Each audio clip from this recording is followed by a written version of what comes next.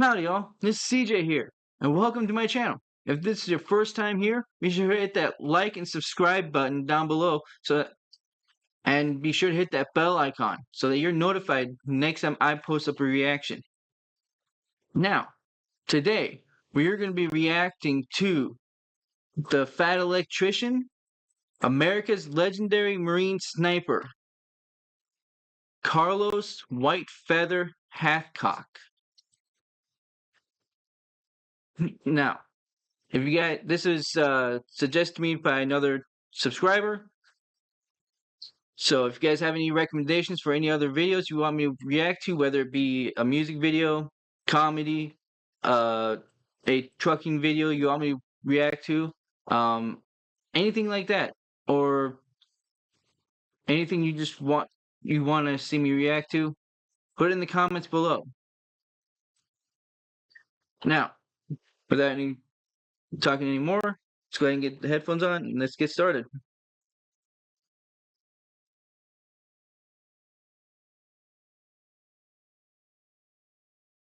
My fifth attempt at making this video in the past 2 years. Portions of this story have been told and retold across books, newspaper articles, and the internet for decades. And with every retelling, more and more doubt gets cast upon this story's validity because the events seem that unbelievable. And because of that, I felt that it was very important to not only be able to tell this story in its entirety, but to be able to prove that it was not only plausible, but probable along the way. That being said, I've been waiting 2 years to say this next part.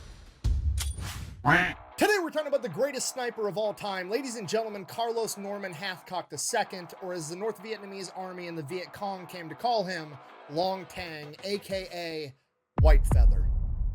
Wait, we gotta get the sponsorship in, then we can have the rest of the story uninterrupted. This video is brought to you by Ridge Wallet. Okay, look, here's the deal. They've sponsored the channel before. You guys already know it's a minimalist wallet that you can stick in your front pocket. That way you're not having this gigantic Gutenberg Bible-sized dad wallet sitting in your back pocket. So why am I bringing this up again? Well, because one, they're paying me. I'm just gonna be honest with you. And two, there's never been a better time to upgrade your wallet because right now through September 13th, they're having their summer sweepstakes where they're gonna be giving away a grand prize of the winner's choice of either a gold-plated Cybertruck, $100,000 in cash, or a $140,000 Hennessy Velociraptor. Now, I'm not allowed to tell you which one I would pick, but I can tell you I'm not taking the cash, and I definitely am not going with the one that reminds me of Lara Croft's personality.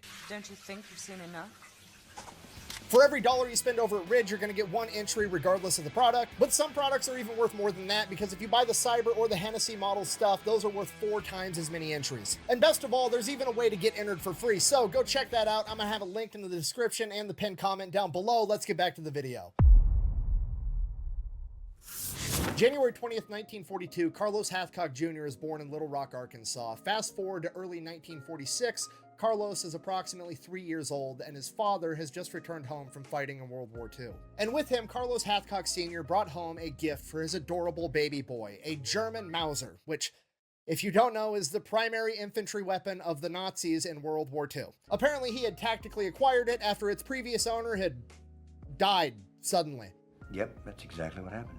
So, you know, presumably, after rolling up and just seeing the rifle laying on the ground, he did what any American would do. He picked it up, he kind of admired it, and was like, huh, this would make a great gift for my toddler. So he plugged the barrel, he made it inoperable, at least, and then brought it back home and gave it to his kid. So now Dad's home, and we've got young 3-year-old Carlos Hathcock running around in the woods outside of Little Rock, Arkansas with a de-weaponized German Mauser, pretending that he's fighting Nazis and the Imperial Japanese, just like Dad. Fast forward again to when Carlos is 7 years old and he sees his first John Wayne movie where John Wayne is portraying a United States Marine. At this moment, Carlos Hathcock decides that he's going to be a Marine too. Everything else in life, school, chores, all of it is just biding time until he turns 17 years old. He can get his parents' permission to go and join the Marine Corps. 1 year after that, Carlos's father re-enters the military to go fight in the Korean War, and the family is moved to Missouri, then they're moved to Tennessee. The father goes off, he fights, he comes back home, but when he comes back home, both of his parents they've always kind of had a drinking problem, but their drinking gets significantly worse, and so does their relationship. The next major formative event in Carlos's life is at his 10th birthday when he is given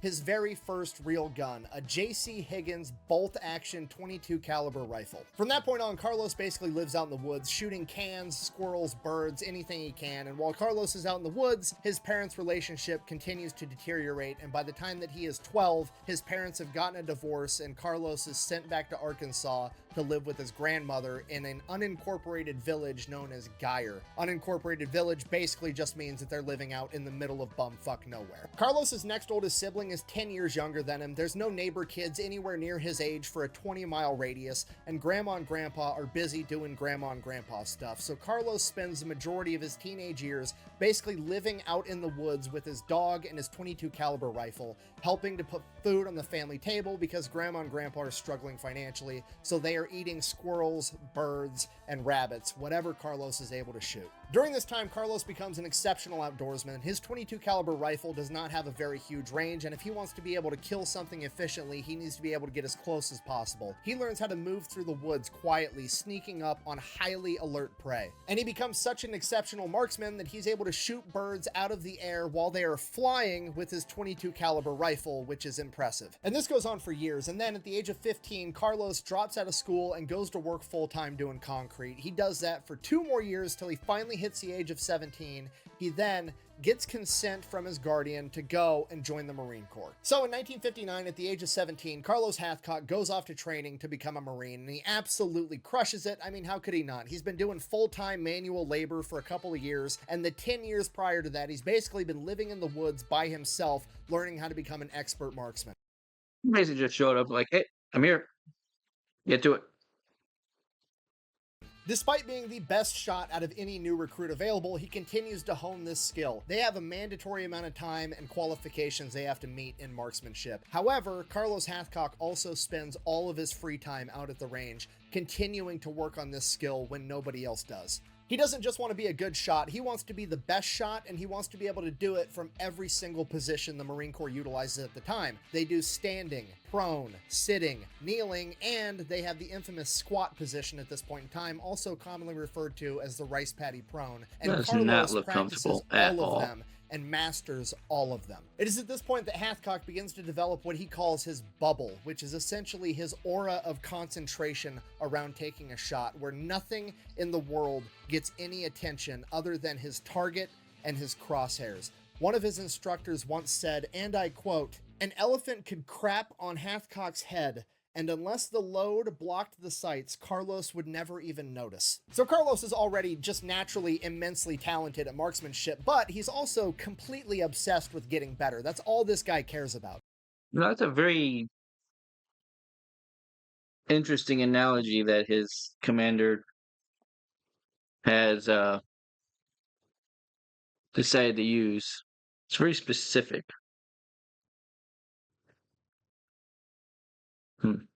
And it just reminds me of something one of my coaches used to say: hard work beats talent when talent doesn't work hard. And I'd probably heard this coach say that 50 times over the course of a couple of years. And then finally we had this new guy that raised his hand and said, "But coach, what if talent does work hard?" To which my coach replied, "You should probably stay out of that motherfucker's way." And in the case of Carlos Hathcock, that would prove to be correct. Carlos finishes training, gets MOS qualified as an 0331, a machine gunner, and then immediately gets sent over to Hawaii and stationed there because that's where the Marine Corps rifle team is. So Carlos goes over to Hawaii, reports for his new duty station, gets settled, gets signed up for every marksmanship competition they have scheduled, shows up to the very first one. It's a 600-yard event. Now, Carlos is here because he's a great shot, but he's also the new guy. He just got out of training. All the big dogs are here. This is where the Marine Corps rifle team is at. Like, he's not expected to do well in these competitions at all. He is the newbie that they need to take under their wing and train, and he's the next generation of shooter, and this is going to be his first competition just to get his feet wet, is what everybody thinks is going to happen, and then Carlos wins the entire fucking thing. Pretty much immediately after winning this competition, he is given an official spot on the Marine Corps rifle team, meaning that this is more or less his full-time job now. Like, yes, he's a machine gunner, but his day-to-day job is going to be going and improving his marksmanship to be able to show off how great the marksmanship in the Marine Corps is, which is great for Carlos. It's basically his dream job, and on top of that, it's 1960. It's a time of peace. There's no prospects for war on the horizon, and there's really nothing else for a machine gunner to be doing, so the rifle team is a great spot for him. Carlos spends the next 2 years there, continuing to hone his skills, winning all kinds of competitions, and one of the people that he meets there that's also on the rifle team is a lieutenant by the name of Jim Land. And Jim Land has this dream that he wants to bring back sniper school and make it a permanent fixture in the United States Marine Corps. Yeah, so if you don't know, in 1960, there's no snipers in the US military. That's not a thing. Most people don't even know what that is or have ever even heard of it. Now, I can't speak for other countries, but in America, there always appears to be this desire from the higher ups in the chain of command to try to get rid of the scout snipers altogether, right? We had scout snipers during World War II. Right after World War II, they got rid of the school, got rid of the job, didn't exist anymore. Korean War broke out. Bring them back. Korean War ends. Get rid of them. And in my opinion, this is due to the simple fact that the role of the scout sniper both terrifies and makes the chain of command look dumb all at the same time. Because in modern times, how are all the high-ranking generals that are going to conveniently have a nice, cushy, multi-million-dollar a year job at a DoD contractor going to be able to justify using an $800,000 Hellfire missile to take out one bad guy when they've got some fucking 20-year-old corn-fed kid from Omaha named Lance Corporal Smith that's willing to crawl on his belly for 3 days and shoot that same guy in the face from 500 yards away with a bullet that costs 68 cents. So the first thing the scout snipers Gotta get that money working for you. Gotta get that money working for you. You got a big budget. You gotta use it. have going against them is that they're just too efficient, right? I mean, it's hard to make billions and billions of dollars off of warfare when you've got these guys out there unaliving people off the dollar menu. You guys are getting paid? Back in the day, the reason for getting rid of sniper school after World War II and Korea was pretty much the same thing. It wasn't a gentlemanly, noble, honorable way of conducting warfare. It seems kind of cowardly to dress up like a bush and shoot your enemy when he can't even see you, which is exactly the type of wannabe tough guy bullshit that somebody not putting their ass on the line would say. It's probably more along the lines of the high-ranking officer realizes like, well, if I utilize snipers, my snipers are going to go shoot at their high-ranking officers because obviously that's the whole point. But then the enemy's probably going to train snipers and then their snipers are going to come shoot me. Is he gonna come in here? He's gonna kick my ass. The entire concept is just stupid and un-American, right? America didn't win its independence from Great Britain because we marched our happy asses out into an open field and stood there while they shot at us. Fuck you. We're shooting at your ass from the tree line. Get off our lawn. The unofficial slogan of the United States military is if you're not cheating, you're not trying for a reason, okay? You go to any grunt in any branch in the United States military and you give them the option of like, hey, if you fight like this, we'll write "He died like a gentleman" on your tombstone. And if you fight like this, you get to go home to your kids. Guess which one he's fucking picking. So if you're not picking up what I put down, the long and short of it is basically snipers don't exist in 1960 because we allow people that don't have to do the job have an opinion on how the job needs to be done. That's why. But Jim Land has been studying up on this. He's been reading the old manuals that he can find. He's been talking to some of the older guys and he's like, this sniping thing sounds like it's pretty fucking important. Somebody should figure this out and preserve it because one day we might need it. So he figures out everything he can about it, gets all the information. He writes up a proposal to the chain of command that he wants to have the very first scout sniper school. It's 2 weeks long and he's going to teach it here in Hawaii. And the chain of command is like, I mean, you guys are the rifle team. All you do is go shoot guns all day anyways. If you want to do it while crawling around in the bushes, fucking go for it. I don't care. Get out of my office. So now, with permission, Jim Land is going to take volunteers, the first of which is Carlos. If you want to do it, do it. Just don't bug me about it. Hathcock, and they are going to go out into the jungles in Hawaii and figure out how to become snipers. Starting from scratch, this is going to be the first iteration of the now legendary Marine Corps Scout Sniper program. So they go out for 2 weeks, they train, they lay the groundwork for the Marine Corps Scout Sniper program. Obviously, Carlos Hathcock excels because he's an expert woodsman. He knows how to move and traverse terrain and be quiet the entire time. And then after the 2 weeks is over, that's pretty much it. Jim Land keeps teaching the course, but Carlos Hathcock is done. He was just a student. He's going to go back to the shooting team. More or less, he just got a pat on the back and attaboy and then a certificate that said that he was a scout sniper now, but the certificate doesn't really mean a whole lot because nobody knows what the fuck a scout sniper even is. So Carlos just kind of chalks it up to a cool life experience that he's thankful for, but he goes back to doing his competitive shooting in Hawaii. That goes on for another year. By 1962, he's getting moved over to North Carolina to a place called Cherry Point, which is weird because that's a Marine Corps air base, and he's technically an infantryman as a machine gunner 0331, so they're not even going to have any work for him there. Regardless, he's got to go because he's got orders. So he moves to North Carolina, he shows up to the Cherry Point air base, reports to the commander's office, and the commander's like, okay, son, I'm just going to level with you. I don't have a use for a machine gunner. I don't even know how you ended up here.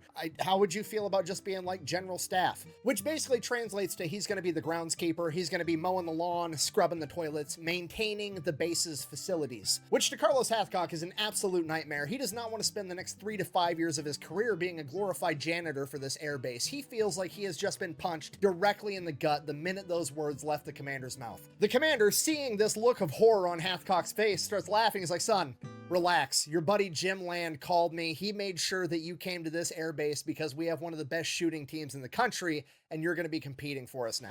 You son of a bitch. To which Carlos, I can just imagine that. Just like, oh yeah, you're just gonna be a general worker. You're gonna go out there, mow the grass, clean up the trash. You'll have fun. I can just see him, just the look in his eyes like, yeah, that's not gonna work. Give me something more, give me something better, or else. it's like huge relief. He gets to just continue shooting and training people how to shoot all day, every day. It's his passion in life. It's the perfect job for him. He gets to keep living the dream. But here's the thing. At this point in time, Carlos Hathcock is a private. And as a private, he's living in the barracks with a bunch of other Marines. And all the other Marines start to notice that Carlos he's a little bit different. Carlos isn't just into his job and enjoys shooting. This man is obsessed with shooting. He stays out at the range every night until it's too dark to keep shooting, and then he comes back to the barracks. He'll drink and smoke like a normal Marine, but he's not going out chasing women. He's not going to the bars. He's staying at the barracks with his rifle next to his bunk, practicing dry firing from all of the firing positions. And just to be clear, he's doing this for hours on end on a concrete floor, okay? Some of these firing positions, like the prone position or the rice paddy squat, are not fun to hold, and this guy is doing it for hours every single night. He's basically practicing death yoga while he's smoking and drinking. It's the most Marine Corps shit I've ever heard in my entire life. So after witnessing this go on every single day for months, the rest of the Marines in the barracks are like, okay, we got to get this guy laid. From now on, your dick is my dick.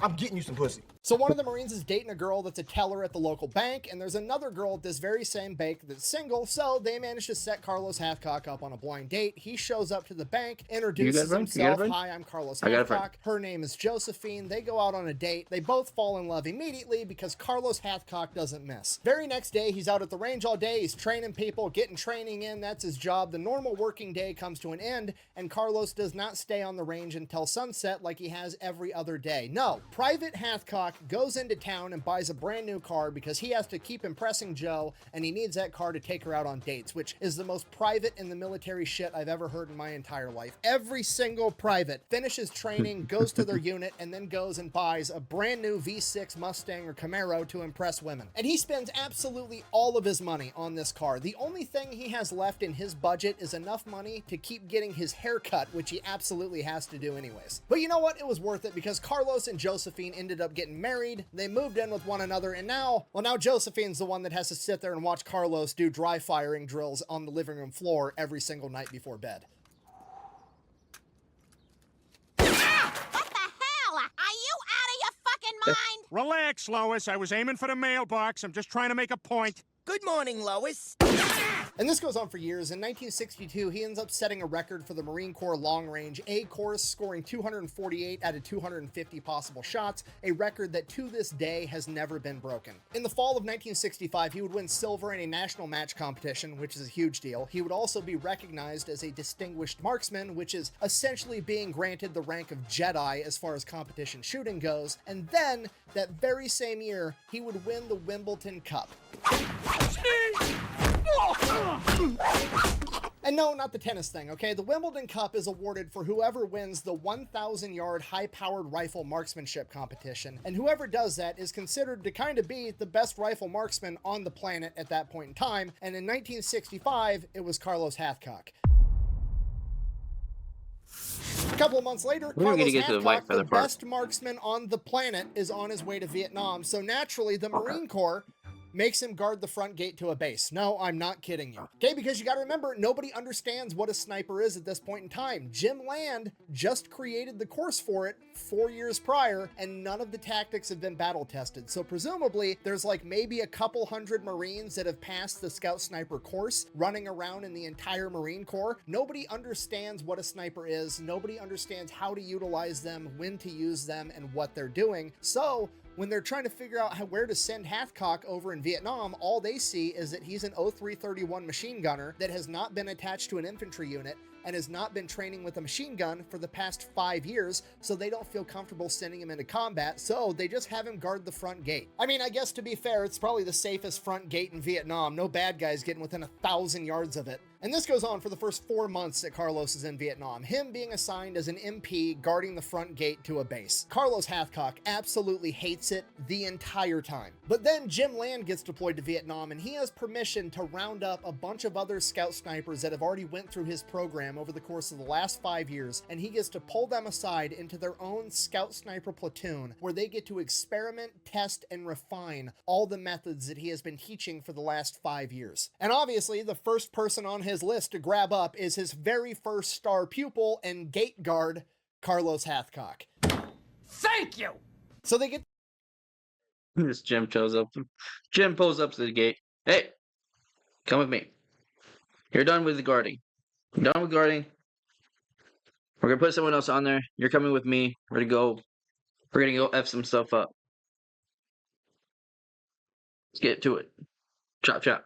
this platoon of scout snipers together. They go out to what's going to be their new headquarters for the rest of the deployment. It's right outside of Da Nang, called Hill 55. And right out of the gate, this entire operation is a good old-fashioned military shit show, right? Because there hasn't been snipers in the Marine Corps since the Korean War. There's no doctrine. There's no instructions. There's no, here's how we operate, here's what we do. They have to figure all that out and just wing it. And if that wasn't bad enough, because there hasn't been snipers in the Marine Corps since the Korean War, they don't have any sniper rifles in the Marine Corps. So they don't even have guns. They're just out there being snipers with M1 Grands and iron sights. Obviously, that's not gonna work. So Jim Land just ends up getting a bunch of civilian hunting rifles with scopes sent over to Vietnam and giving those to the men. And Carlos Hathcock ends up with a Winchester Model 70 chambered in 30-06 with an 8X scope. Land also somehow manages to get his guys match grade ammunition, which is like a higher quality, more accurate ammunition that you're gonna want if you're shooting at long ranges. From there, they get the operation underway. They go out, they start conducting missions, they start developing the doctrine, figuring out what works and what doesn't, laying the groundwork for what is going to become modern sniping in the United States military. And then the chain of command chimes in with brilliant ideas, still not really understanding what these guys are trying to do, and they're just like, oh hey, well, since you're like experimenting and, you know, developing stuff or whatever over on Hill 55, what if we just start sending you new guys that haven't done the Scout Sniper program previously and also aren't professional marksmen, and then you can just, you know, train them how to be scout snipers in a live combat zone on the fly for funsies. Does that sound good for you? Don't really care what you think. Do it anyways. Okay, bye. That would be great. Okay. Okay, do you understand how absurd that is? It's like Nikola Tesla in his laboratory unlocking the secrets of alternating current electricity, and random dudes like Steve and Kevin just keep showing up to the door with orders of like, hi, I'm supposed to get trained in the electricity stuff. Like, I'm still working on unlocking the secrets and figuring it out. I'll let you know when I'm done. Nope, can't do that. You got to teach me everything you know right now on the spot live. Let's go. So we've got the pioneers, the new guys, training the even newer guys as this goes along. So where's the office back at division? In the office, baby. According to Jim Land, Carlos Hathcock was actually one of, if not the best instructors he had. Not only was he exceptional at instructing people at how to shoot, because that's been his job the entire time he's been in the Marine Corps, but he also was very good at taking guys out on real life missions and putting their mental ability to the test, because he didn't really care how well you shot. He cared about how well you shot after laying in the prone position for 2 days. The mental game was the biggest factor in determining if somebody was cut out to be a sniper or if they weren't, and Carlos was extremely gifted at finding that out very quickly. In addition to teaching, Carlos is going out on absolutely every mission he can. He ends up becoming good friends with another sniper by the name of John Roland Burke, and he prefers to go out with him or Jim Land himself, end up being the two guys that he goes out on missions with the most. And Hathcock preferred them because they were also exceptional scouts, which is what was most important to him, because Hathcock preferred to get within 100 yards of an enemy before taking a shot, just so it was a sure thing. And a lot of the other new guys just weren't good at moving quietly through the jungle, and that prevented Hathcock from being able to do that. So if John Roland Burke and Jim Land... I just same with the new guys, like just rustling through the leaves, and he's just like, Carlos just looks behind me like, just yelling out, just whispering behind the guy, just like, shut up, move slowly. God. weren't available, Hathcock would just go out by himself. And this is one of those parts I mentioned previously where people like to start casting doubt and criticism upon this story, like, buh, he must be lying because snipers always go out in pairs, they never go out by themselves, buh. Okay, I would agree with that if I didn't have the context that the sniper that we're talking about was one of the very first modern Marine Corps scout snipers in US history that was actively in the process of developing the doctrine that's going to shape that career field for the rest of fucking forever. So yeah, normally you'd be right. However, historical context is a thing, and it's kind of important, okay? Moving on. So Carlos Hathcock and the rest of the entire Scout Sniper platoon start racking up an unprecedented amount of kills because they fight different than the rest of the military, right? The Viet Cong and the North Vietnamese Army, they run into Americans, they're like, oh, they're 1,000 yards away, they're 800 yards away, we're fine. And normally they are fine, except for when they run into these guys, then they have a mind-blowing issue. So Jim Land is sending up reports like, hey, my platoon has 14 confirmed kills this week. And the chain of command is like, what? Whoa, hold on. That's like more confirmed kills than an entire infantry battalion is getting at this point in time. And you got that See how from that one would be platoon-sized hard element. to That's believe. not even possible. What is going on over there? Especially so he if kind of explains what they how they're do is operating, still what they're an unknown. testing. You know, they've got a couple dudes that are doing one-man operations. They're doing some two-man operations. They're experimenting with three-man operations. And the higher-ups in the chain of command are like, I don't believe you.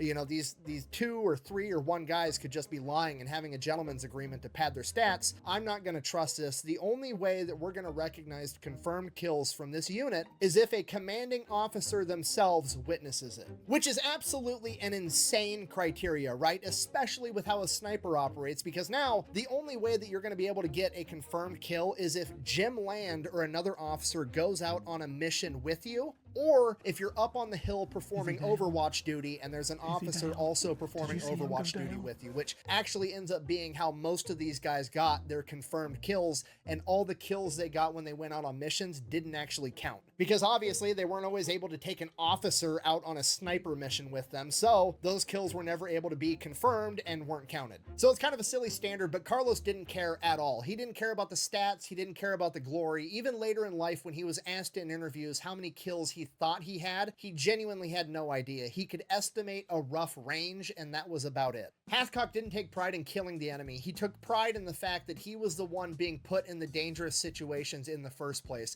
because he truly believed that he was the best man for the job. And if he didn't go, they were going to send someone else out. And if that person got hurt because they weren't as good as he was, that was going to be on him. Because I can just imagine it's like, hey, Carlos, how many kills you get?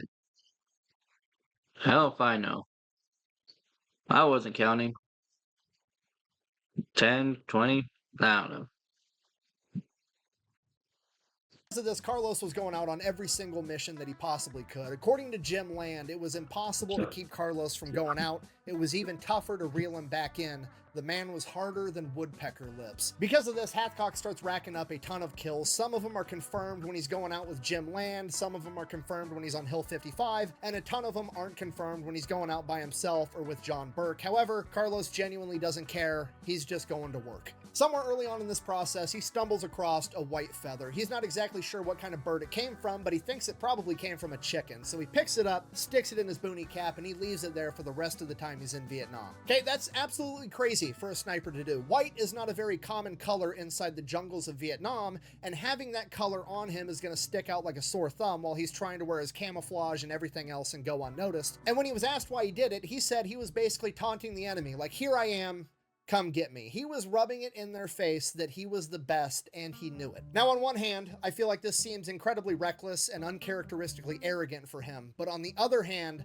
I think he did it on purpose, and it lines up with his code of ethics perfectly. I think he did this on purpose to protect the guy that went out with him, whether that was Jim Land or John Burke or anybody else, because he got them in the situation where he took them out on this incredibly dangerous mission that he volunteered for because he was the best. And I think he felt that if another enemy sniper or an enemy spotted them first, that feather would mean that they saw him first and shot him and gave his partner a chance to get away. I think the single quality that separates a boy from a man is when you make somebody else's well-being your personal responsibility. Carlos Hathcock wasn't just a man, he was the man, because he made absolutely everyone's well-being his personal responsibility.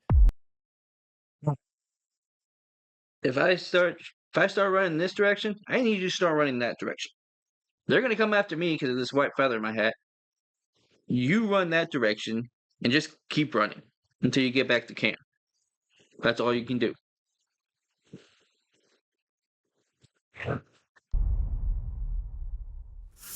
As time passes and Carlos continues to rack up more and more kills, the enemy becomes more and more aware that there's a hotshot sniper out there always wearing a white feather, and they start calling him Long Tang or White Feather. And as Carlos's reputation grows both with the enemy, the scout sniper platoon, and his chain of command, so does his experience. And with that experience, he starts to develop his doctrine, his standards, his operating procedures, and how he does things. He now realizes that he for sure operates best in a pair, and his number one right-hand man is John Burke, that he wants out there with him on every single mission possible. He also figures out that the best way to go out onto a mission is not to be inserted by helicopter with his pair, but to link up with another local infantry unit and go out with their entire platoon, and then him and his spotter will peel off from that platoon and then go out on their 1, 2, 3, 4, 5, 6 day mission by themselves. But that is the best way to be inserted and go unnoticed. He also creates the rule that a sniper fires from a position 3 times, no more, and then he moves to another position. But on one occasion, he would violate that rule. At first, it wasn't any different from what had become his new norm for a mission. Him and John Burke linked up with a different infantry company, went out with a platoon-sized element on their patrol, and at some random point that they picked themselves, they peeled off and went off, just the two of them, to go do their sniper thing. And while they're going out, they had planned to go out and stalk for 6 days. They brought just enough food and just enough water for that, and that's it. Hathcock always packed light. He only brought whatever he could fit in his pockets. He never went out with a rucksack or a bag of any kind. They're a couple hours into this patrol or this stalk, and they come across this great overlook position overlooking thousands of yards of rice paddies, and right down the middle of it, there's this levee where there's a ton of water to make it through. So they post up right on the wood line with rice paddies, then this levee, and then more rice paddies on the other side. It's perfect because if the enemy is on the other side of that levee, they're going to be able to engage the enemy, and the enemy is going to have to try to make their way through all that water in the levee, and they can just start picking them off one by one, or they can use that time to get out of there. So that's what they do. They get their hide set up and they just start watching and waiting, and hours pass and hours pass, and finally that evening, sure enough, the hamburgers show up. The cornerstone of any nutritious breakfast. Yeah, that's what Carlos Hathcock calls the enemy. According to him, there was only actually one enemy in Vietnam that he was fighting, and his name was Homer Hamburger. I have no fucking idea why, but I thought it was funny. So, 150 Homer Hamburgers come dilly-dallying through the rice paddies. These guys are like, Yeah, look, Homer Hamburger's coming on down the road. No, what? Homer Hamburger. You mean that Vietnam soldier? Who else am I talking about? The hell if I know. Never heard of someone called that before.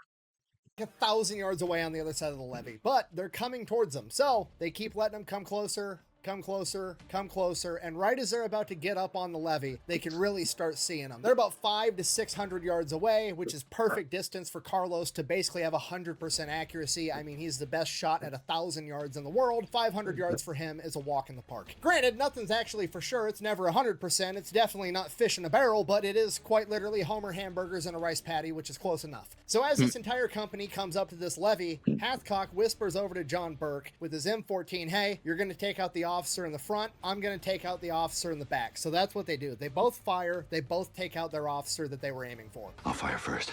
I want you two to start with the officers and work your way down.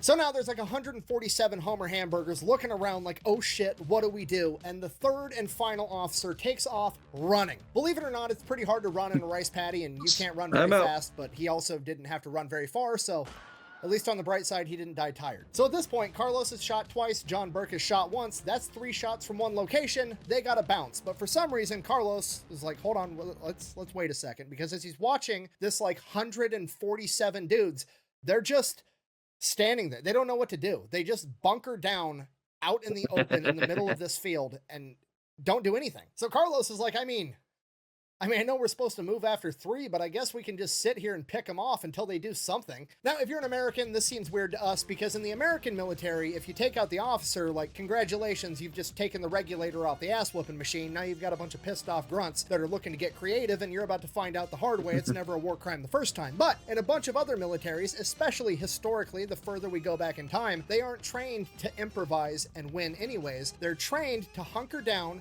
and await for further orders before they do anything, and that's what these guys are doing. And apparently these guys didn't have a radio with them because the orders never came because they just kept sitting there, and Carlos just kept picking them off one after one after one. In his own words, every time one of them would peek up their head, they'd lose their haircut. Now at this point, Carlos considers calling in artillery because he does have a radio and he does have artillery waiting on standby, but he thinks that that's going to play into their favor because if he fires artillery, they're in a rice paddy. So those artillery shells are going to be landing into the water of the rice paddy, drastically decreasing their effectiveness. And then as soon as the first shell lands, all the guys can call, you know, incoming, dive into the water of the rice paddy, ride out the volley, get up, run. They do that 2 or 3 times, they're home free. So he's just going to keep them pinned down, and he does it all day long until nightfall. So when the sun goes down, Carlos finally calls in for artillery, but it's not normal artillery. He calls in for star clusters and just lights up the sky over this rice paddy so that he can see what's going on and keep them pinned down all night long. Once it became apparent that they understood that they were going to be pinned down all night long, Carlos and John Burke took this opportunity to move to a different location. Next morning, first light, the Hamburgers have mustered up the courage and come up with a plan that they are going to try to directly assault Carlos Hathcock,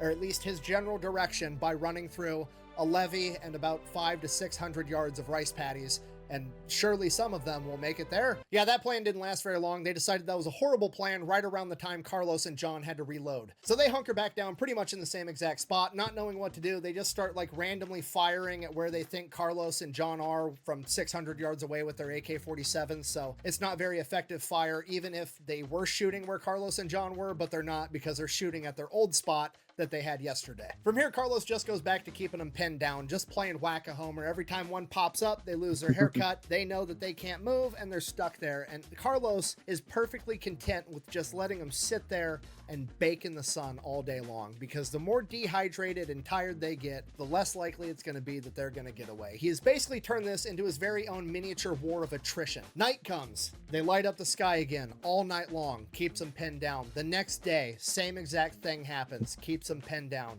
Night comes again, light it up all night long. Every day these guys are baking in the sun, and every night John Burke is radioing back to the artillery, getting them more and more dialed in. And this goes on for 5 days straight, and by the end of the 5th day, Carlos and John are about out of water, they're completely out of food, they're both tired, they haven't slept much. Carlos figures these guys are as tired as they're absolutely gonna get. They're not gonna be able to run very fast through this rice paddy. They're definitely not making it through that levee to get me in time if I try to slip away. And on top of that, the artillery boys should have this pretty well dialed in, so he calls in artillery and they level the entire rice paddy as him and John make their way back to Hill 55. So at this point, Carlos and the entire scout sniper experiment on Hill 55 is proving to be extremely effective, and word is spreading throughout the Marine Corps and the local military operating area, and they have gotten the nickname Murder Inc. So some press officer, in a stroke of genius, I assume, says to himself, wow, there's this new experimental type of unit being extremely successful by being sneaky and unseen, and the enemy doesn't know about them. I should write a newspaper article about them to let everybody back home know how effective these guys are. So now Jim Land, Carlos, and the rest of Hill 55 are all pissed off. You know, nothing a sniper enjoys more than when you shine a fucking spotlight on them. Mainly, Ho Chi Minh puts a bounty on both Jim Land and Carlos Hathcock's head and sends his very best sniper to go collect those bounties, a guy by the name of Cobra. But Carlos doesn't know that for sure. That's just the word on the street, until one day there's a young Marine staff sergeant passing by Carlos's tent, and he stops to have a conversation with somebody right by the door of Carlos's tent, and he gets shot by an enemy sniper. Carlos runs out of the tent, sees what happened. He immediately puts together this enemy sniper's probably been watching him for days, and he knew that that was Carlos's tent, and he saw that that NCO was about the same size, same build as him. The enemy sniper thought that he'd just killed Whitefeather. And Carlos Hathcock is absolutely furious. He grabs his rifle, he grabs John Burke, and they head off in the direction that that shot came from, looking for this enemy sniper. They're proceeding with caution, looking for an enemy sniper, stalking their way up there the entire time, so it takes a long time, but they finally work their way down over to the next hill and start working their way up, and they end up finding this sniper's hide. As they're climbing this hill, it started to level out a little bit, and then it dipped back down into this tiny little creek waterway, and then it started going right back up. The creek wasn't even visible unless you were literally right on top of it. It was the perfect spot for a sniper to be. And the little tiny creek was perfect to slip down into and make a perfect, clean, covered getaway and go completely unnoticed. So Carlos goes, you know, that's exactly what I would do. So he starts following this waterway to see where it leads, and they're following it and they're following it. And sure enough, they come up, and on the other side of this little waterway is the biggest, muddiest, most intentional looking footprints on the fucking planet. Carlos immediately knows that if he follows those footprints, he is going to be walking face first into a trap, because that sniper realizes that he had just fired upon an entire hilltop full of snipers, and surely one of them is going to come after him after he had just killed the infamous Whitefeather. So whatever is on the other side of those footprints is handcrafted by a sniper to kill another sniper. Carlos is looking at the footprints, weighing his options. He could call in artillery and just level the entire side of the mountain from there on out, but that wouldn't be a guarantee, and he needs to make sure, because this guy is too dangerous. The problem is this hasn't really been done before, okay? This sniper platoon that's experimental and is paving the way for sniper warfare hasn't run into this issue where they have to go toe-to-toe with a near peer and they have the upper hand. Carlos is kind of nervous. This sniper's good. He's done everything the exact same way that Carlos... You're hearing a bunch of roughhousing in the back. That's the dogs. Just letting you know now. I've got 3 of them, and they like the roughhouse. Just want to make sure you're aware of that now. would have done it. Later in his life, he was interviewed about this, and the interviewer asked him if he was scared, to which Carlos replied, "I was never scared, but at this point, I was very, very alert." At this point, Carlos says, "This guy's good, but he's not better than me. There's no way." He then proceeds to don his plot armor, and him and John Burke walk face first into a trap. So they're following this guy's trail. It's so obvious it's got to be intentional. And they come up onto this clearing, and off in the distance, they see the most obvious tiny little one-man campsite on the face of the planet. There's no way a sniper this good is being this obvious. So Carlos is just frozen, trying to figure out what is going on and what this guy's thinking so that he can counter it. He's trying to be one step of the enemy, knowing that the enemy is already one step ahead of him. So he just asks himself, what would he be doing in this situation? And he comes to the conclusion that the enemy sniper is probably expecting whoever's following him to come up onto that campsite to investigate, meaning that that enemy sniper has a hide somewhere with a perfect shot directly at that campsite. So Carlos reevaluates everything, deciding where he would pick the perfect shot if he had to shoot at somebody at that little campsite, and he finds it. So Carlos and John start maneuvering out and around so that they can get a perfect shot at where they think this sniper is going to be set up. It takes them a while. They're proceeding with a lot of caution. They're moving super slow, but they end up making it there, and they start scanning the entire area where they think that enemy sniper might be, looking for a very well-concealed enemy. John Burke using his binoculars, and Carlos using the scope on his rifle. They're scanning, they're looking for this guy, and time passes, they keep looking, and suddenly there's a gunshot. And Carlos's heart falls into his stomach. Time stops. He doesn't know if he's hit, or worse, if John got hit, and maybe his overconfidence walking face first into a trap just got his best friend killed. And then John Burke says the last thing that Carlos ever wanted to hear: "I'm hit." And as he says that, Carlos feels warm liquid hitting up against his leg from John Burke's direction as he looks down and sees water soaking into his pants. And he looks over. John Burke's canteen had just gotten shot off of his hip, and John was fine. Carlos, absolutely relieved, tells John Burke, "It's just your canteen, get up, we gotta go." They break contact, then they re-enter their stock. The only way out of this now is to kill him first, and they don't know where he's at. Hopefully, he doesn't know where they're at either. That is one heck of a wake-up call. Just a pop, and then all of a sudden you're just like, all of a sudden you hear him say, "I'm hit." Just look around and like, imagine just turning around and seeing that your buddy, the guy who you've been running around in the forest with for the last God knows how long, is like, he just got his canteen blown off, but he's just like, you turn around and you're just like, oh, thank God. Cool. That was really close. We need to deal with this now. We need to deal with this now. We need to deal with this quickly. Let's go. You gotta move. But they do kind of know where that initial shot came from, so they start making their way there through this irregular route, stalking along the way, trying to find this guy. And they're stalking. It takes them forever, but they finally get to where this guy took the shot, and they find his hide. Again, it's a perfect textbook hide, exactly what Carlos would have done. And Carlos is looking around trying to figure out where the hell this guy went. And then Carlos looks down to where they were, and he sees a glint. And they hunker down and he asks John Burke, did you just see that? And John's like, yeah, but it could have been a moth. It could have been anything. And he's like, yeah, but that's exactly where we were. And Carlos realizes maybe this guy did the exact same that Carlos had just done. He had went to where the enemy was last. And then Carlos realizes that the sun is now on his back. And in his prior position, the sun was in his face. And then he realizes that John Burke's canteen was metallic on top. And maybe Cobra saw the glint off of his canteen. And that's why he took that shot. Carlos doesn't miss, but Cobra didn't miss either. He just picked a bad target. Then Carlos sees the glint again, and he just fires instinctively right out of the gate. And again, time stops. John Burke can't believe that he took that shot. Maybe it was a moth. Hell, maybe it was Cobra, and he has a canteen too. At least then they'll be even. And they wait. It feels like forever, but it's only like a second. And out of the shadows of where this glint was, a rifle barrel comes into the sunlight, and they see it as Hathcock reloads and gets ready to make a secondary shot. The barrel falls to the ground. Cobra falls on top of it, sliding down the hill a little under this awkward resting position. They wait, they watch. Carlos is ready to make this follow-up shot, but this guy's not moving. So they finally get up, they make their way over to his body. As they approach him, John Burke realizes that Carlos is shot directly through the enemy's scope, not even touching the sides of the tube. At this point, Carlos immediately realizes for that to happen, Cobra had to have been looking directly at him as well. Not John Burke, not somewhere else. The only way that shot was possible was for both of them to be looking right at each other at the exact same moment, and Carlos was just quicker to pull the trigger. And maybe, just maybe, the only reason that Cobra saw Carlos first and not John Burke was because of a chicken feather.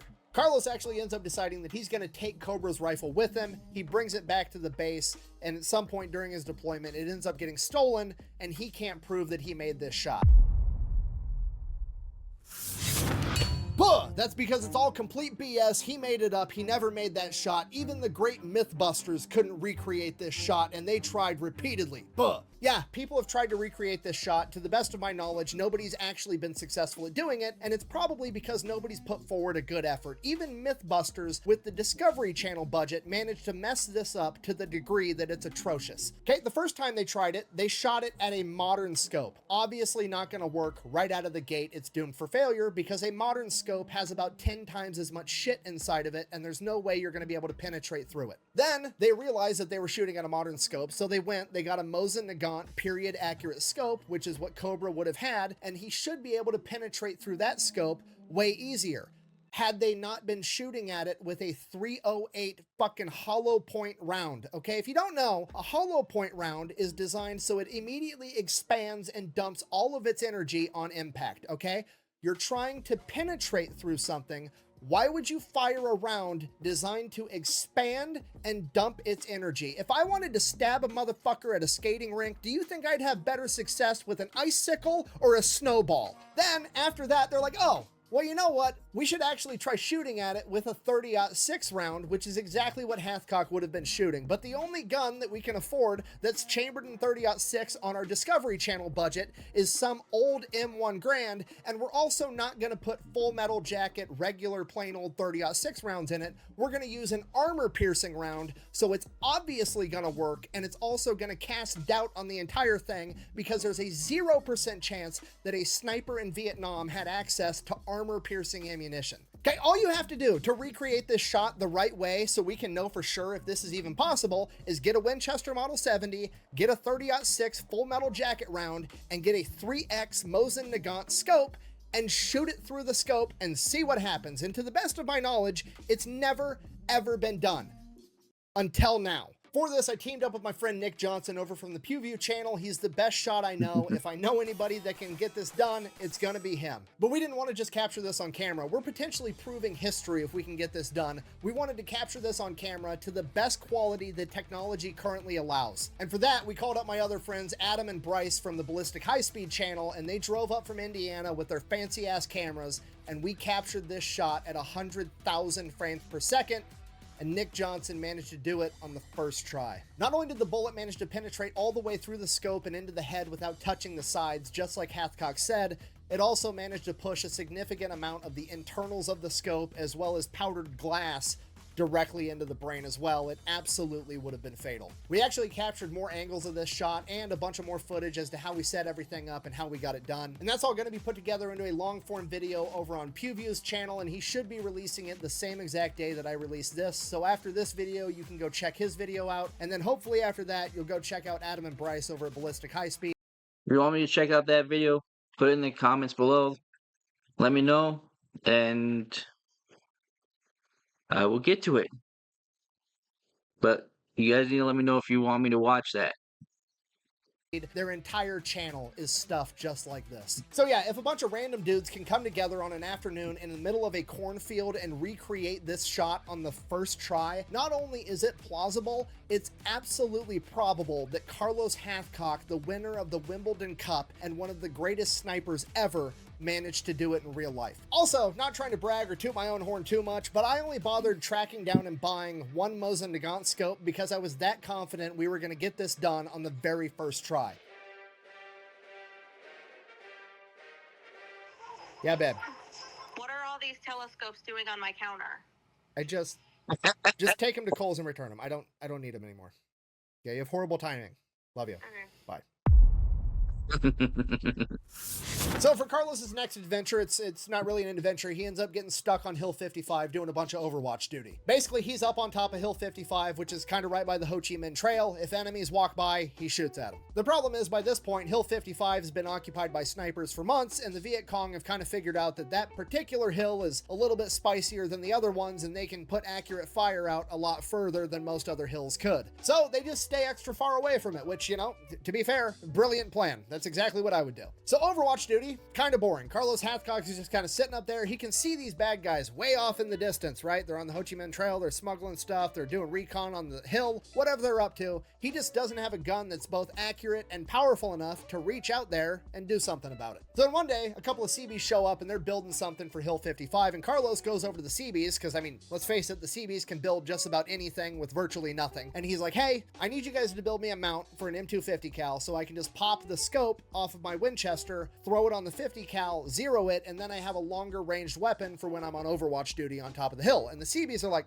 sure, no problem. Here you go. Made it for him right away. So now every time Carlos shows up to Overwatch, he pops a scope off of his Winchester, mounts it onto the M250 cal, and then he just has to zero it to the 50 cal. And he does that by shooting at a rock 2,500 yards away. And he knows he's zeroed enough when he can hit the same rock 3 times. Don't get me wrong, it's a big ass rock. It's more like a boulder. And just to be clear, so we're all on the same page, the 50 cal is definitely more accurate with a scope, but it's also definitely not a precision sniper rifle by any means. When you're shooting out to crazy distances like 2,500 yards, the quality of the gun and the quality of the ammunition really start to matter. If I did the math right, a 50 caliber BMG round traveling out of an M250 caliber Medusa at 2,500 yards, even if Carlos shot perfect, that round could still wind up anywhere within a 6-foot diameter of where he was actually aiming, and none of that would be on him. It's literally just the variability between the weapons platform and the ammunition. Obviously, Carlos Hathcock knows this, but it's still going to be a lot of fun because he was just sitting up there bored, unable to do anything, and now he's at least going to be able to scare the shit out of people. So that's what happens. Every time Carlos shows up for Overwatch duty, he pops a scope off of his Winchester, mounts it onto the M250 caliber, and then he zeroes it on a boulder 2,500 yards away just to get it as close as humanly possible. Then one day on Overwatch duty, Hathcock's just scanning the perimeter, doing his normal thing, and he stops cold in his tracks. He's like, there's no way this is happening. And he motions over, LT, get over here. Get on the spotting scope. Look at this. LT gets on the spotting scope. He's like, okay, what am I looking at? And he's like, you see that dude, the scout with the binoculars, 2,500 yards out there? Not seeing him. He's like, he's literally sitting on a rock. Which rock is he sitting on? The one with all the bullet marks on it that I use to zero this gun every day is the rock that he's sitting on. The misfortune of this man is palpable. The LT sees him and is like, holy shit. Carlos Hathcock fires. Okay, here's the thing with this. Shooting an M250 cal at 2,500 yards, if I did this math right, that's going to take like 2.8 seconds for that round to get there, okay? That's almost 3 whole Mississippi. 3 Mississippi after firing a round is like 3 minutes in the bedroom. It's basically an eternity. As they're watching in their scopes, the milliseconds are going by like hours, and this dude way out there on the rock apparently got done looking at whatever he was looking at and goes to stand up. At this point, Carlos is like, I missed. There's no way I'm gonna hit this. And as soon as he stands up completely, he catches this round directly in the head. Deep center field. Pilar racing back, getting to the wall. He jumps and he makes the catch. That was awesome.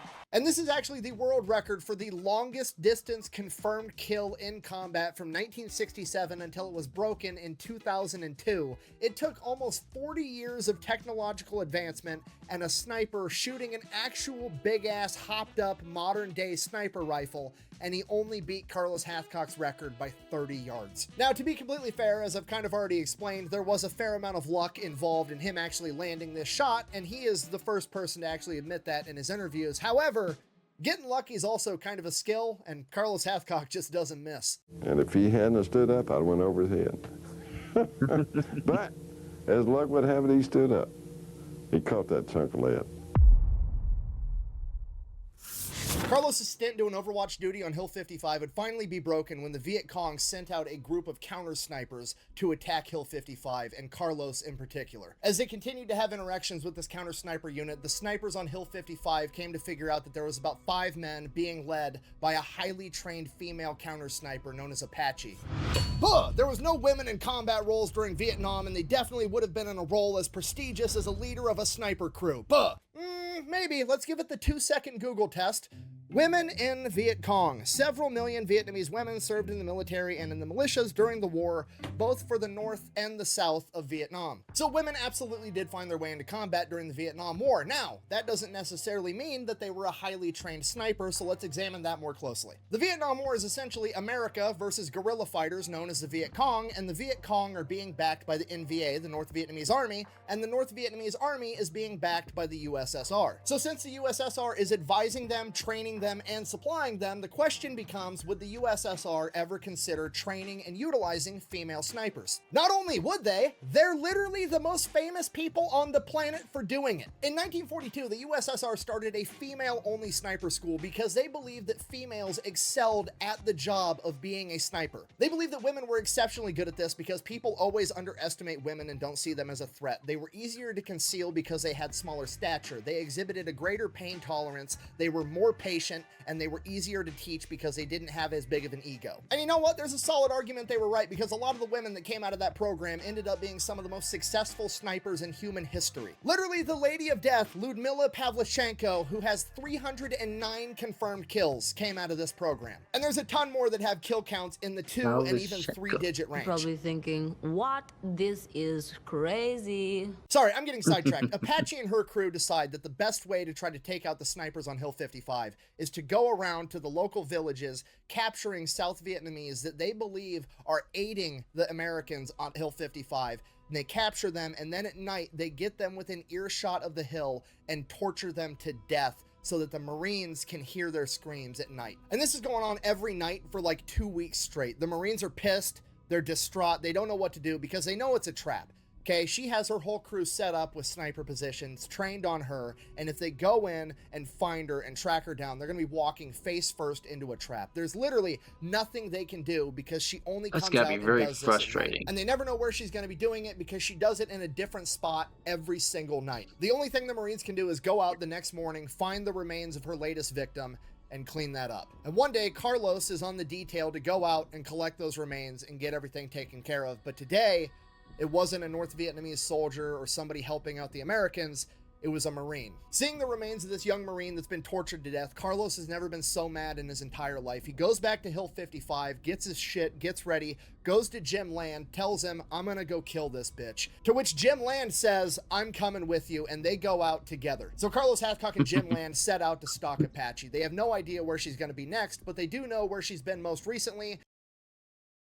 I'm going out to go get her. Can't stop me. I'm going.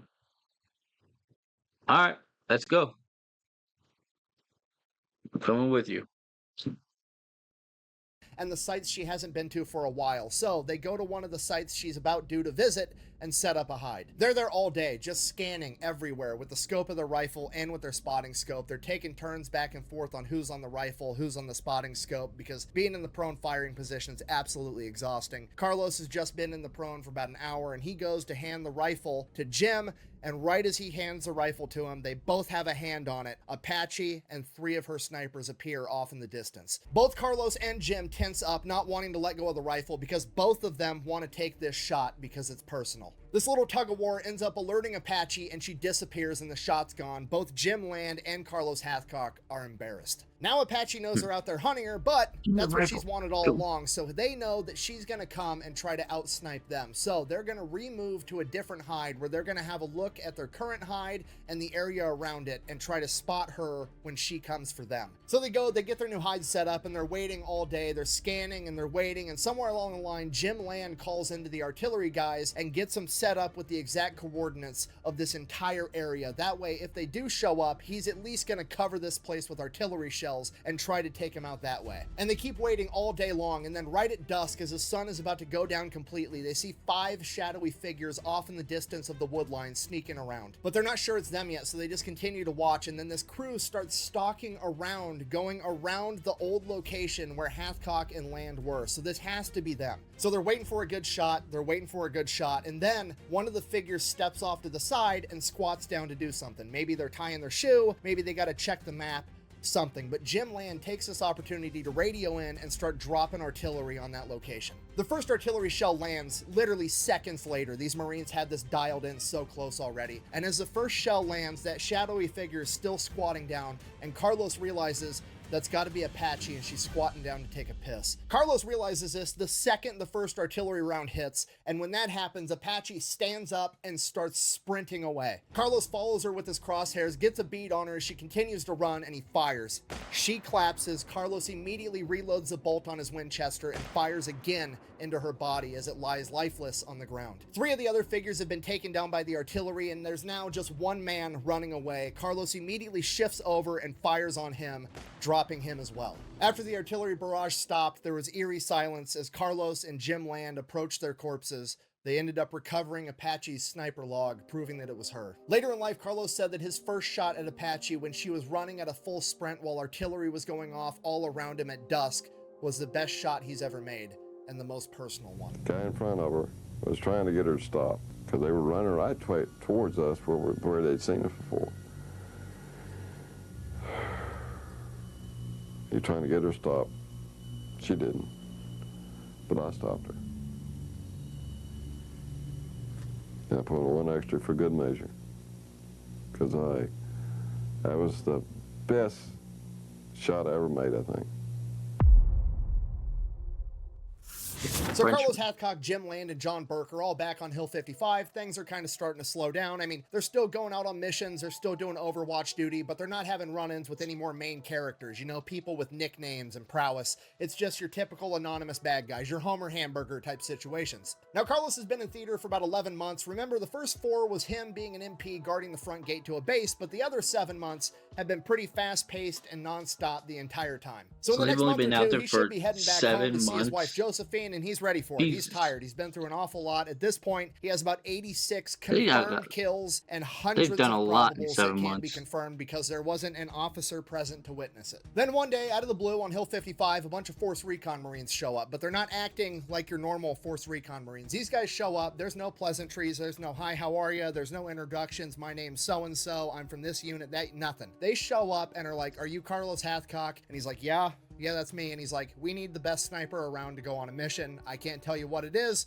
I just need to know if you want to do it. This entire situation is weird. Carlos is thinking these guys got to be working for the CIA or some special operation that nobody knows about. Either way, he comes to the conclusion he has to be the one to go out on this mission because they're looking for the best sniper for a reason. Clearly, it's got to be extremely dangerous. And Carlos realizes that if he says no, they're just going to go to the next best guy. And if that next best guy isn't good enough to pull this off, Carlos is going to spend the rest of his life wondering that if he'd have gone on this mission, maybe that guy would still be alive. So Carlos agrees to do it. So they pull him in, they brief him on this this mission. Basically, there's this man that they call the Frenchman that these 4th Recon Marines have been stalking for months. Apparently, after the French left Vietnam and America took over the theater, this guy stayed for some reason, and he is now helping to run guns between the USSR and the Viet Cong. This group of guys, whether they're 4th Recon Marines or CIA or whatever they are, have apparently been watching this guy for months, and this guy never leaves this French villa compound that he lives in. The problem is, they don't know how to get in there and take him out. If they bomb the compound and he's got some type of bomb shelter in there that they don't know about and he ends up surviving, he's going to bounce and he's going to be gone forever, and they can't have that. They also can't send in a small team to take him out because this guy has a ton of security patrolling around this compound 24/7 all day, every day. The only time they ever actually get visual confirmation that this guy is inside the compound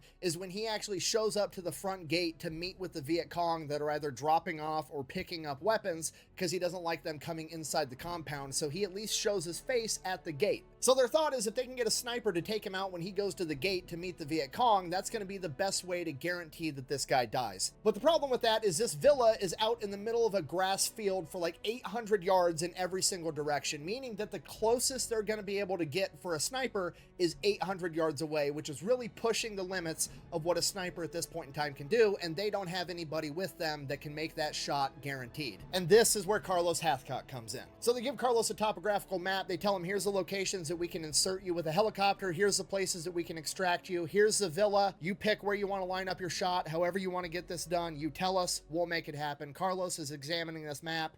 He identifies a good spot that he thinks he's going to be able to get this shot off at the front gate. It's about 800 yards away from the gate. From there, they figure the entry point with the helicopter, the extraction point, they get the whole plan laid out. Him and John Burke are going in the very next morning. That night, Carlos spends quite a while memorizing the entire topographical map. He's going to know exactly where they're getting dropped off, exactly all the terrain features in the area that he needs to be able to identify to know where he's going, and exactly how to get from the point he takes a shot back to their extraction point and get out. He doesn't even need to bring the map with him because it is burned into his memory. Very next morning, Hathcock and Burke jump inside this helicopter. They get flown in, they get inserted, they get dropped off, helicopter takes off. These guys start sneaking their way through this wood line, making their way to where they got to line up this shot. It takes them a couple hours, but they finally make their way up to this big dirt mound right on the edge of the wood line. They get set up, they get their shots lined up, they're looking right at the front of this gate. There's patrols going around, but these guys are 800 yards away from this front gate. They're fine. They're just waiting, watching, and observing all day long, watching for hours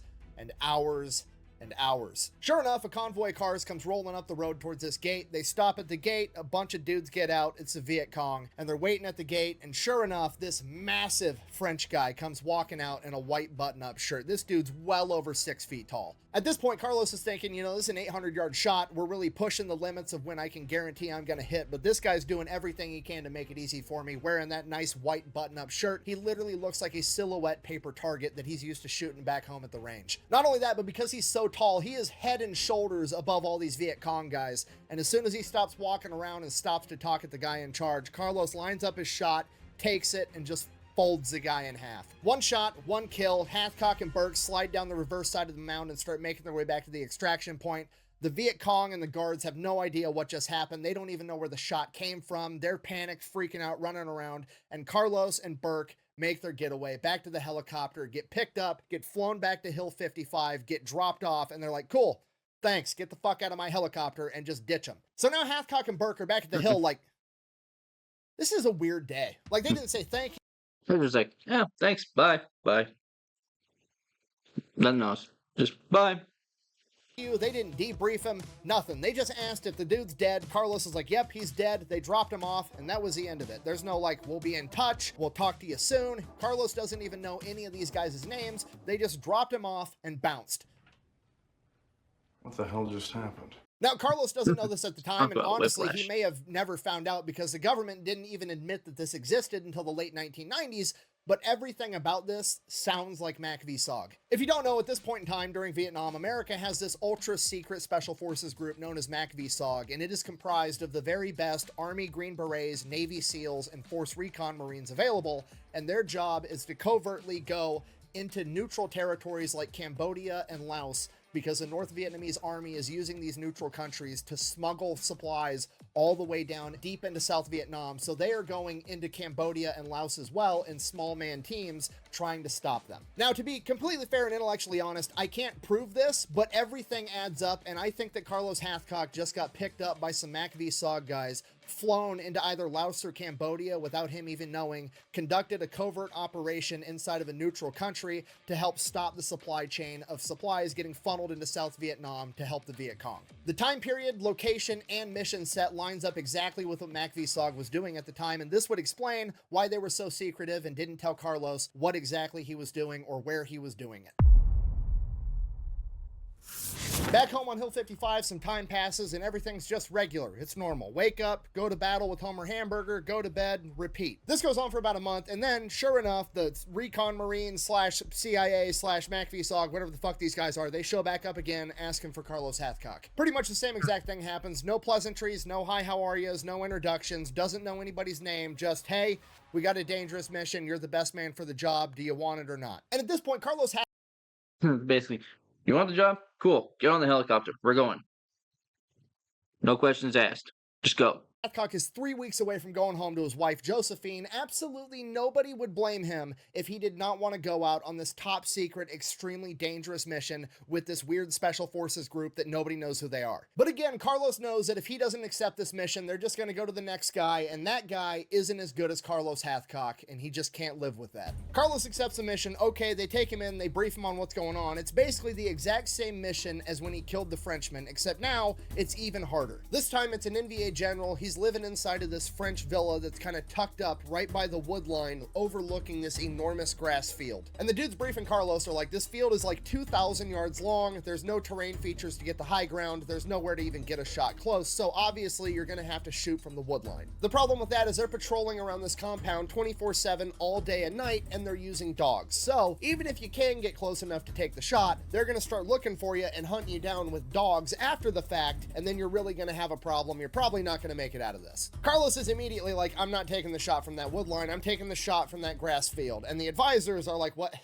What are you talking about? To which Carlos is like, that's the last place they'd expect it to come from, so that's where it has to come from. I want you guys to drop me off way over here on the other end of the map. I'll go through these woods, and then I'm gonna low crawl for 3 days, moving 1 foot an hour until I can clear 1,200 yards to get within 800 yards of this villa, and then I'm gonna take the shot and hopefully sneak away. To which the advisors are like, I mean, sounds crazy to me, but you're the expert. We came to you for a reason. If that's how you want to do it, go ahead and get it done. Go ahead and grab your boy John Burke. You guys get ready. You're going out first thing in the morning. At which point Carlos informs him he's going out alone on this one. It's too dangerous, and moving that far through that grass field, he needs to be as small as physically possible. So Carlos goes back to his tent, grabs everything he needs. He grabs 1 canteen of water, a little bit of food, his rifle, and his Colt 1911 for a backup weapon. And for the first time since he found it, he leaves the white feather there because he doesn't have anybody else there with him to protect, and he wants every advantage he can get. From there, he goes, gets in the helicopter, they fly him there, insert him exactly where he wanted to be, drop him off right at dusk. He maneuvers through the wood line, gets to this field by nighttime, and starts low crawling all night long.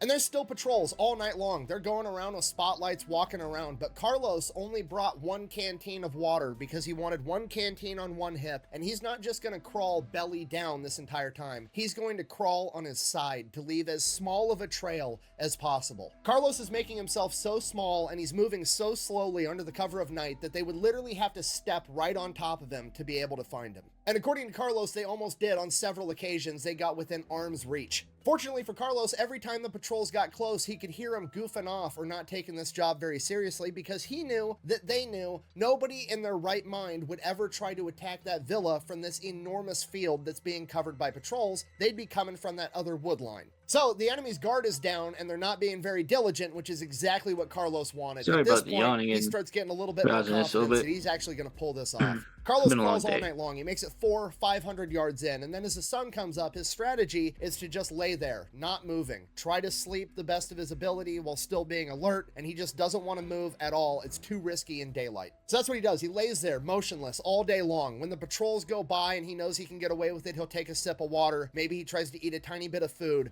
Otherwise, he's just laying there. So obviously, this sucks, but the plan is it's supposed to suck, so everything's actually going great. But by lunchtime, a vulture, or whatever the Vietnamese equivalent of a vulture in this part of the world, starts circling overhead above Hathcock. To which Carlos is like, shit, what do I do? Do I just keep laying here and let it keep circling? Like, it's not going to get the balls to come up and try to eat me. I should be fine that way. But then he realizes it's a bunch of army dudes with their guard down, and if they see a vulture circling, one of those dumbasses might just be like, hey, let's go see what animal's dying in the field that vulture sees. So Carlos has to figure out a way to get this vulture to quit circling overhead. Now, he wishes he could just shoot the fucking thing, but obviously that's not an option. So literally the only thing he can do to try to get this vulture off of his trail is to start moving slowly again, but now it's in the daylight, so it's extremely dangerous. But at least he's still pretty far away and he's not up close, so maybe nobody will notice. So that's what he does. He starts inching along again in the daylight, hoping this vulture fucks off, and eventually it does. By then, it's nighttime again. Carlos again crawls all night long, clearing hundreds of more yards. By the time the sun comes up the next day, he's made it a total of somewhere between 900 and 1,000 yards in, meaning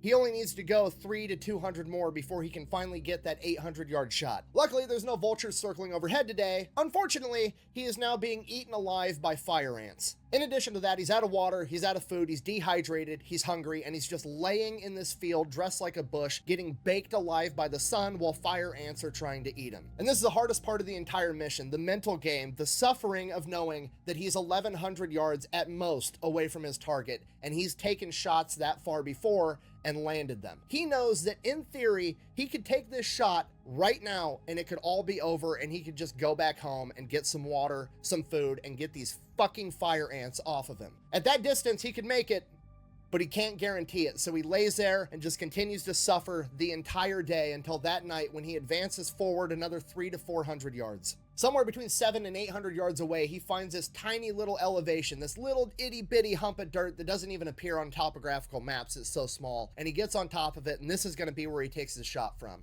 The next day, he's watching with a scope, trying to figure out who the general is and get ready to take this shot. And after a while, he starts to figure out a lot of these guys keep going back to the same person, and that same guy keeps pointing, and then these dudes keep going and doing whatever he's pointing at. So clearly, that's got to be the man in charge. That's the general. Carlos gets ready to line up his shot. His bubble of concentration starts forming. He no longer cares that he's dehydrated, he's tired, he's hungry, he has a bunch of fire ant bites. The only thing that exists in the world right now is his crosshairs, his trigger finger, and where that bullet's going in that general's chest. He takes his shot, he racks another round into the gun immediately in case he has to have a follow-up shot because he missed. And as he re-racks it and his scope recenters on the general, he sees him collapse to the ground, dead. As he's watching this unfold, his bubble of concentration finally bursts as an alarm starts going off, and he realizes, oh shit, this mission isn't over yet and I gotta get out of here. Just as he's about to slide down the backside of this elevation he's on, he looks and sees that all of the guards and patrols are running the other direction into the wood line because that's obviously where a sniper would be hiding.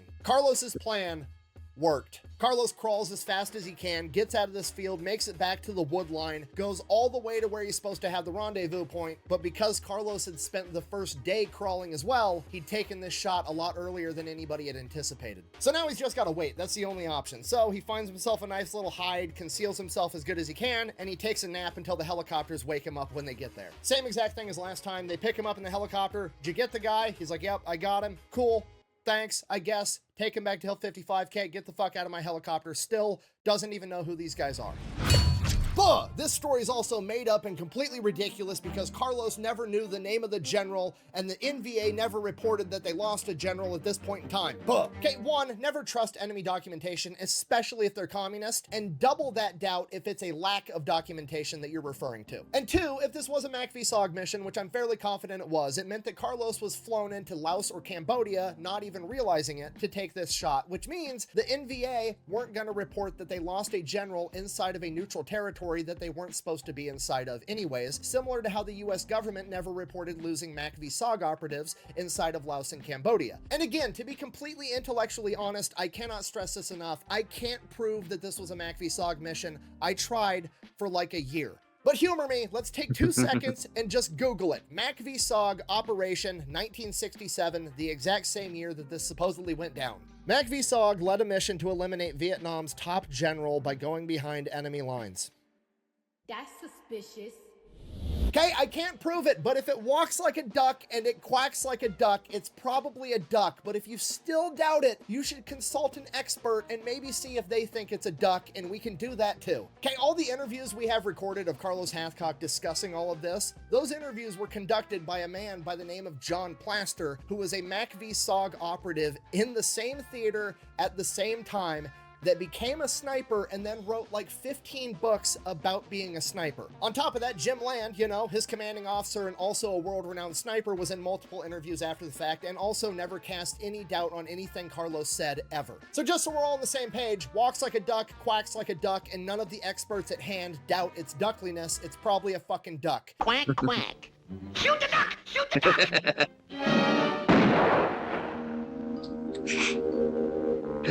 Sorry, I'm getting sidetracked and angry. Anyways, so Carlos is back at Hill 55. Basically, at this point, he's got a couple more days of duty, and then it's time for him to pack his shit up and go back home to America. He's home for about a year, and then he gets sent back to Vietnam again in 1969. Now, over the last couple of years, and in part due to Carlos Hathcock himself, being a scout sniper has become much more well-known and much more respected. Because of that, the Marine Corps is actually starting to get scout sniper equipment, and Carlos isn't going to have to do his second deployment with a civilian hunting rifle. He gets issued a Remington 700, chambered in .308, racks up a couple more confirmed kills, bringing his total to 93 confirmed by that ridiculous confirmation criteria, with somewhere between 300 and 400 probables. Then one day he gets ready to go out on a mission, does his favorite strategy of linking up with an infantry unit, and then as they move along, at some point he's going to peel off and go do his own thing. And on this particular occasion, he hops inside of an Amtrak because they were mechanized. They're going along, it's an ordinary day, they're bullshitting inside the Amtrak, you know, just doing what guys do, and then all of a sudden, the Amtrak drove over a mine and blew up, and the entire thing is now going up in flames. Carlos is literally on fire, and the other 7 Marines are worse off than him as he starts dragging them outside of this flaming Amtrak one at a time. He gets all 7 of them out, gets himself out, collapses, still on fire, and then a Navy corpsman from one of the other Amtraks runs out,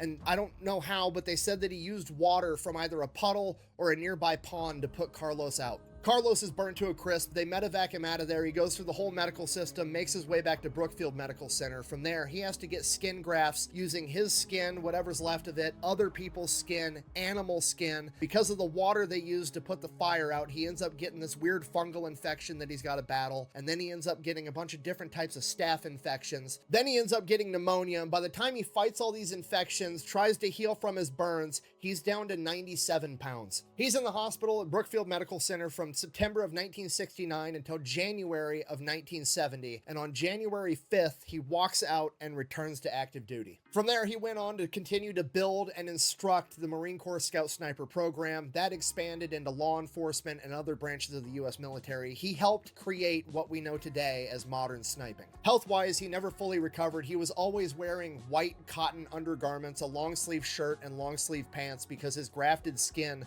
was so sensitive that the military uniform would actually chafe it and cause it to bleed. Despite that, he still continued to train the next generation of snipers until in 1975 when he was diagnosed with multiple sclerosis. And again, despite that, he managed to hang on for 4 more years of active duty, continuing to be an instructor. After his retirement in 1979, he became a contractor consulting for the U.S. military and law enforcement agencies for sniping, obviously. He also, at this point in time, picked up a new hobby of going shark fishing because he's Carlos Hathcock, that's why. Then in the 1980s, somebody writes a book about him called Marine Sniper, 93 Confirmed Kills. This book is incredibly popular. Carlos goes from being a legend inside of the Marine Corps and the US military to being probably the most famous and well-known sniper in the world. And at this point, people start asking questions like, well, why doesn't this guy have like a bunch of high-ranking medals or the Medal of Honor? Like, why? He seems like he's been underappreciated for what he's done. So Jim Land, his commanding officer, and a bunch of other people came out of the woodwork to testify to these award committees that Carlos should be getting the Medal of Honor for all the incredible things that he's done. The problem is he was in an experimental unit and they were busy. Nobody was trying to get awards at the time. They were trying to do a job, so there wasn't a ton of documentation. And the other issue, in my opinion, he may or may not have been unknowingly doing operations for MACV-SOG, which at this point in time is still super top secret and the government hasn't admitted even exists yet. And you see this a lot from people from that era not getting the awards that they actually earned because they were a place that the government said they weren't when they earned that award. award. You have war heroes like Roy Benavides, who earned the Medal of Honor and didn't get it until 15 years after the fact because he was in Cambodia on a MACV-SOG operation when it happened. So this award appeals process gets drug out for years, and by 1996, Carlos Hathcock is diagnosed with Parkinson's. In combination to his burns, in combination to his MS,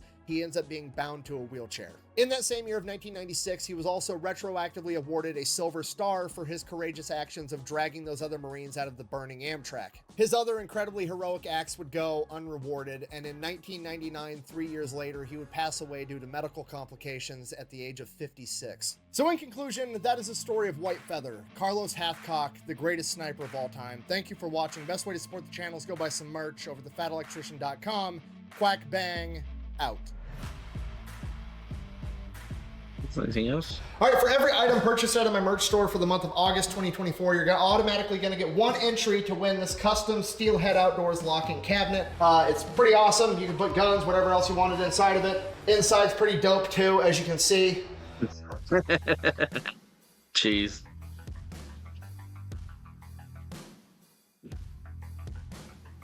And toilet paper. But yeah, every single item, doesn't matter if it's a koozie, a sticker, a shirt, sweater, any item is one entry automatically, and then there's a free way to enter over on bunkerbranding.com. You can get all the links and everything over thefatelectrician.com. Quack bang out. Would you like to be remembered? But a pork roast.